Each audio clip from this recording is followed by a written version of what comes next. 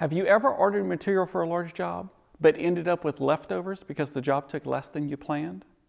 Or what about the time when you ordered materials for that project that got delayed or canceled? Or maybe you purchased supplies from another professional going out of business. You got a great deal, but now you have excess stock that you need to move quickly. What do you do with all that excess inventory taking up storage space and tying up business dollars? Stay tuned. We're going to empty those shelves and fill your bank account.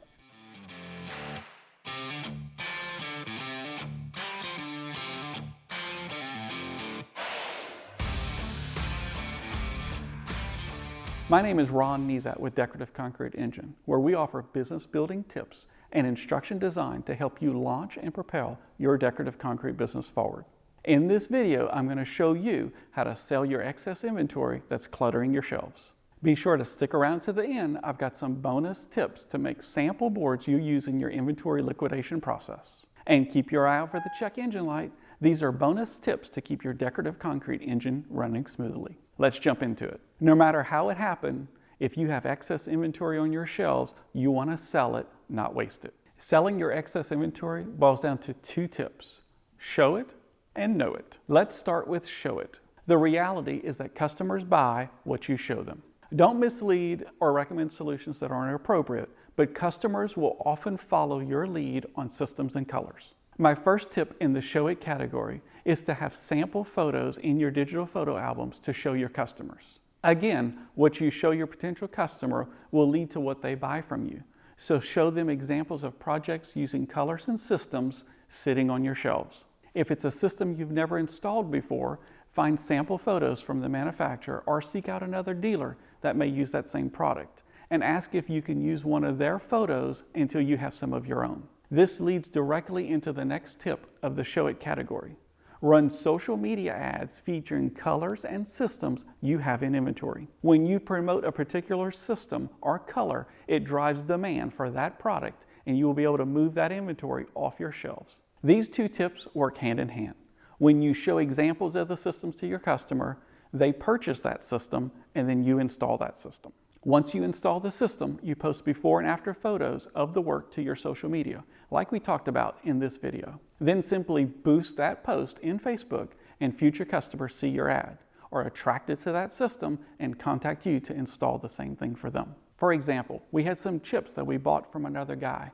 We had never used that color scheme before. We started showing customers and booking jobs, and then we did 9 of those garages in a row using those chips. I had a dealer friend of mine ask, "When did you start selling that color?" My simple answer was, when I bought out the other guy. And don't forget, this will boost your bottom line profit because this is product you already have in inventory. That product won't have future inflation or surcharges for shipping. It's sitting on your shelf. The final tip in the show it category is create sample boards. Sample boards offer a tactile demonstration of what the installed system will look like in person. When your customer can touch and feel the system and see it in real life, it makes it easier for them to picture it installed at their home or business. Stay tuned to the end because I'm going to teach you the best way to make sample boards of your excess inventory systems. Like I said before, selling to your excess inventory boils down to show it and know it. We've talked about 3 ways to show it: photos, ads, and sample boards. Now let's move on to know it. You can't sell what you don't know you have. You should be going through your stock at least quarterly to make physical or mental note of what's in your inventory. It's time to check your engine.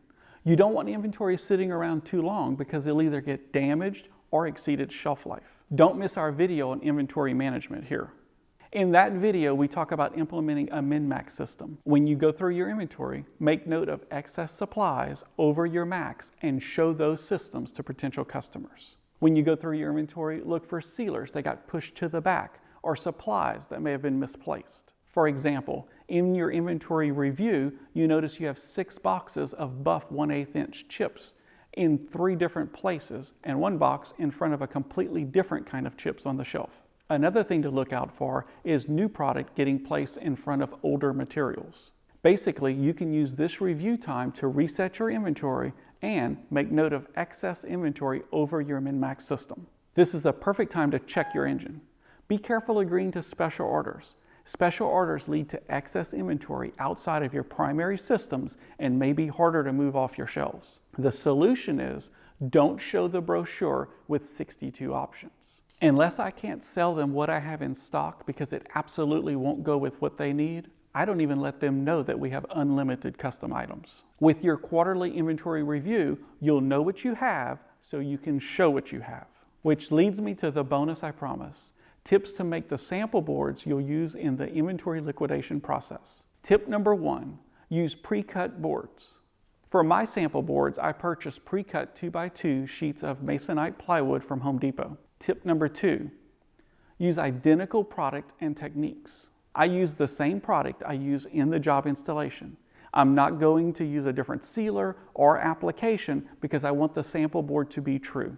Tip number 3, create a sample board during installation. Following this tip will mean you follow tip number 2. Let me explain. When you roll the base coat on the garage, roll the base coat on the board. When you spray the chips in the garage, spray the chips on the board. And when you roll your top coat in the garage, roll your top coat on the board. This way you'll end up with sample boards of your projects exactly as you installed them and with little extra effort or materials. So there you have it. How do you sell excess inventory cluttering your shelves? Know it and show it. Know what systems you have in stock and then show those systems to potential customers through photos, ads, and sample boards. If this was helpful, be sure to give the video a thumbs up and subscribe to the channel for more tips to launch and propel your decorative concrete business forward. And check out the link for our email newsletter, DCE Insider. Thanks for watching. See you next time for targeted advice for launching and optimizing your decorative concrete business.